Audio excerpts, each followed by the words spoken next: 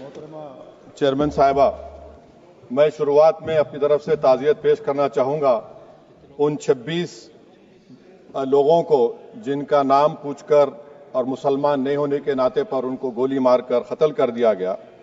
میں تعزیت پیش کرنا چاہوں گا مولانا اقبال کو، جو پونچھ کے مدرسہ ضیاء العلوم کے مدرس تھے، اس 5 سالہ لڑکی مریم کو جس کو پاکستان کی شیلنگ میں اس کا پیٹ پھٹ گیا۔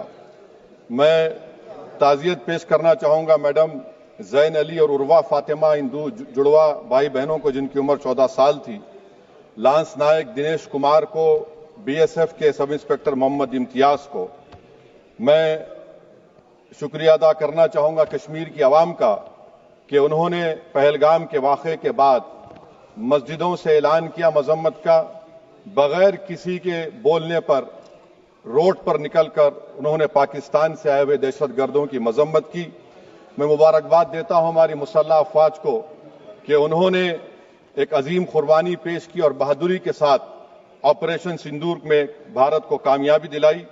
میں مسلح افواج نے پہلے 9 دہشت گرد ٹھکانوں پر ان کو نشانہ بنایا، اور سب سے میری نظر میں جو دہشت گردی کے دل پر حملہ ہوا وہ بھاولپور کا تھا، اور 6 ایئر فیلڈ، 3 ہینگر اور 2 رن ویز کو ہم نے تباہ کیا۔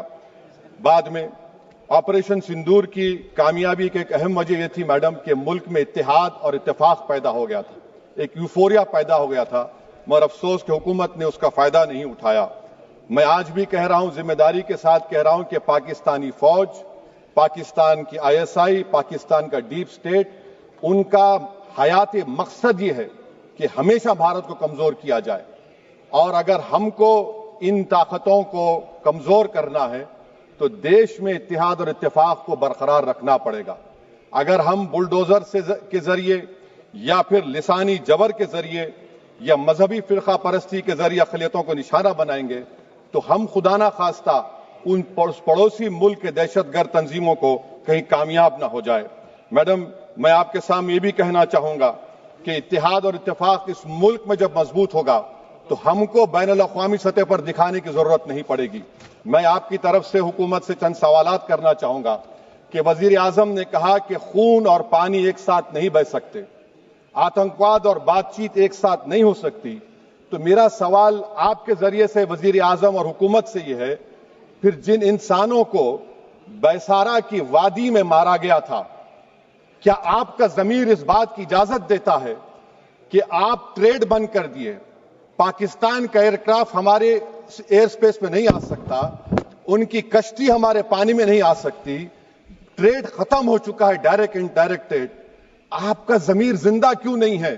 کس صورت سے آپ پاکستان سے کرکٹ میچ کھیلیں گے جب ہم پانی نہیں دے رہے ہیں؟ 80% پانی پاکستان کا ہم روک رہے ہیں، یہ کہہ کر کہ پانی اور خون نہیں بہے گا آپ کرکٹ میچ کھیلیں گے؟ میڈم، میرا ضمیر تو گوارا نہیں کرتا کہ میں اس میچ کو دیکھوں گا۔ کیا اس حکومت میں اتنی ہمت ہے کہ ان 25 مرنے والوں کو فون کر کے کہے کہ دیکھو ہم نے آپریشن سندور میں بدلہ لے لیا، اب تم پاکستان کا میچ دیکھو؟ بڑی افسوس کی بات ہے میڈم، اکاؤنٹیبلٹی کس پر ہے؟ پہلگام کس نے کیا؟ 7.5 لاکھ ہماری فوج اور سینٹرل پیراملٹری فورس ہے، یہ کہاں سے 4 چوہے گھس کر ہمارے بھارت کے ناگرک کو مارے؟ اکاؤنٹیبلٹی کس پر فکس ہوگی؟ LG پر فکس ہوگی تو LG کو برطرف کریے، IB پر آتی ہے تو ایکشن لیجئے، پولیس پر آتی ہے تو ایکشن لیجئے، مگر آپ یہ سمجھ رہے ہیں کہ آپریشن کر دیا اور ہم خاموش لوگ بھول جائیں گے، اکاؤنٹیبلٹی فکس کرنا پڑے گا۔ میڈم، ڈیٹرنس آپ کی کیا ہے؟ آپ نے سرجیکل سٹرائک کیا، آپ نے بالا کوٹ کیا، پھر یہ پہلگام ہوا، تو آپ کی ڈیٹرنس کی پالیسی ناکام ثابت ہوئی، کشمیر کی پالیسی ناکام ثابت ہوئی، 370 ہٹا دیا آپ نے ایک ریاست کو UT بنا دیا، اور اس کے باوجود بھی دہشت گرد وہاں پر پہنچ گئے۔ تو اور افسوس مجھے اس بات کا ہوتا ہے میڈم کہ پاکستان کو ہم جانتے ہیں، پاکستان اور اسرائیل اس پوری دنیا میں ایک فیلڈ سٹیٹ ہے، اور پاکستان کے آرمی چیف کو، جس سے ہمارے اسٹریٹجک ریلیشن شپ اس کو اپنا دوست کہتے ہیں، اس دیش کا پریزیڈنٹ اس شخص کو بلا کر کھانا کھلاتا ہے اپنے ساتھ جس کے بھاشن سے ہمارے لوگ مارے گئے تھے۔ تو کیا آپ کی خارجہ پالیسی کامیاب ہوئی؟ آپ دیکھ لیجئے. اچھا، ہمارے دیش میں ایک ایسی تنظیم ہے جس کا وجود نفرت کی بنیاد پر اور مذہبی عصبیت کو پھیلانے کے لیے بنایا گیا. ان کو تکلیف ہے سیکولرزم سے، سوشلزم سے، مگر ہمارے سمویدھان کے پریامبل میں لفظ سوورن ہے. سوورن کا مطلب یہ ہے کہ ہم خود مختار ہیں، ہم حاکم اعلیٰ ہیں، ہم اپنے ملک کے مقدر کا فیصلہ کریں گے. ایک گورا وائٹ ہاؤس میں بیٹھ کر بھارت کی سیز فائر کا اعلان کرے گا؟ یہ آپ کا نیشنلزم ہے. افسوس ہوتا ہے مجھے سر. میڈم میں آپ سے پوچھنا چاہ رہا ہوں کہ اگر ایک چچا سیم اعلان کر رہے ہیں تو ہماری فوج پر کیا اثر پڑا ہوگا؟ ہمارے ان پائلٹوں پر کیا اثر پڑے گا جو نہیں معلوم کتنی اوپر آسمانوں پر بھارت کی حفاظت کر رہے ہیں؟ وہ نیوی کا سپاہی جو سمندر میں کھڑا ہوا ہے اس کو یہ نہیں معلوم ہو رہا ہے کہ میرا پردھان منتری اعلان نہیں کیا، ایک گورے نے اعلان کیا. بڑا یہ آپ کے کیسا ہوگا یہ؟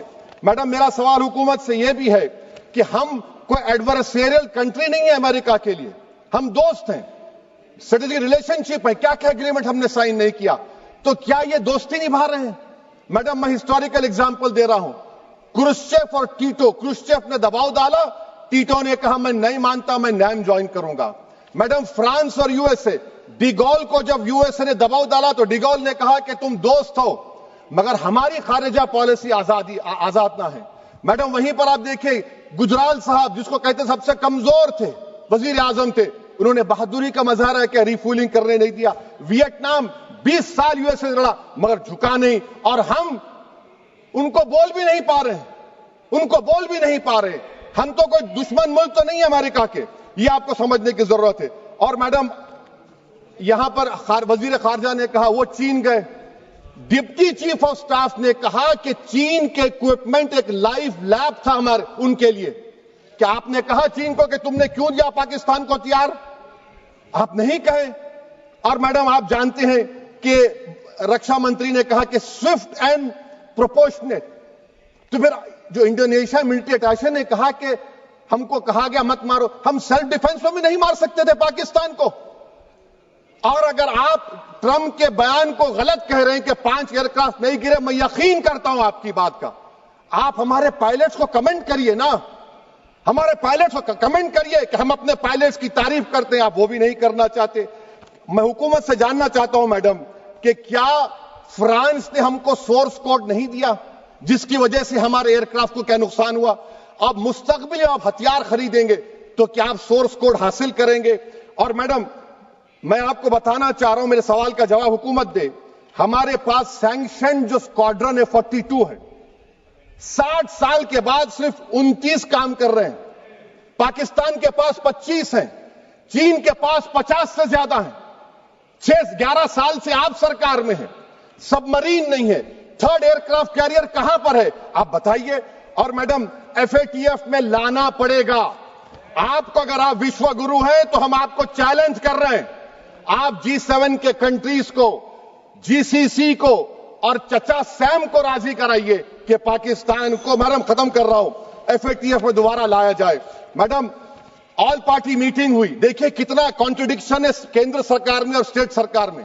آل پارٹی میٹنگ میں تھا، کیندر سرکار نے کہا کہ نہیں بیسارن میڈوز پر تو کوئی جا ہی نہیں سکتا، جون سے پہلے اجازت لینا پڑے گا. بعد میں ہم کو معلوم ہوا کہ سال بھر کھلا رہتا میڈوز سوائے بارش اور سنو کے. یہ کانٹرڈکشن ہے کیندر سرکار میں وہاں پہ. میں حکومت سے مطالبہ کرتا ہوں میڈم آپ کے ذریعے سے کہ قومی سیکیورٹی کو، نیشنل سیکیورٹی کو، خارجہ پالیسی کو، فارن پالیسی کو راجنیتی کا مدعا مت بنائیے. راجنیتی کا مدعا مت بنائیے. یہ ہمارے ملک میں مفاد ہوگا، ہمارے ملک کے اتحاد اور یکجہتی کو آپ ایک ووٹ کا ذریعہ مت بنائیے. اور میں ایک آخری بات پوچھ رہا ہوں میڈم، کیا چین نے ہم سے کہا تھا کہ سیز فائر کر لو؟ اور کیسے پاکستان نے ہمارے پائلٹس کی باتوں کو سنا کہ ہمارا کمیونیکیشن انکرپٹ نہیں ہے؟ میڈم آخر میں اپنے شعر سے اس اپنی بات کو ختم کروں گا کہ اپنے ہی ہاتھوں سے سر اپنا کٹانا ہے ہمیں، مادر ہند پہ بھیٹ چڑھانا ہے ہمیں. کس طرح مرتے ہیں احرار وطن بھارت پر، یہ تماشا ہے جو دنیا کو دکھانا ہے ہمیں. یہ میں بھارت کی اس بہادر فوج کے نام پہ کرتا ہوں، مسلح فوج کے نام پہ کرتا ہوں. یہ شعر کہنے والا کوئی BJP کا نہیں تھا، یہ شعر کہنے والے کا نام شیر تھا، شہید اشفاق اللہ. میں پھر سے حکومت سے کہہ رہا ہوں، پاکستان ٹیررزم کرے گا، آپ تیار ہو جائیے. آپ چین سے محبت، کتنا امبیلنس ہوا ٹریڈ کا، کتنا امبیلنس ہو رہا ہے چین سے. اچھا جب گلوان ہوا اس وقت بھی ٹرمپ نے کہا تھا کہ میں بات کروں گا، ہم نے کہا نہیں بات کریں گے، ضرورت نہیں ہے. آج ٹرمپ ہمارے سے پہلے بولتا ہے. عزت نفس بھی کوئی چیز ہوتی ہے، اقتدار میں کوئی یہاں رہے گا کوئی وہاں رہے گا، مگر اقتدار میں اقبال ہونا چاہیے. بدبختی کی بات یہ ہے کہ آپ نے اقبال کو کھو دیا. بہت بہت شکریہ.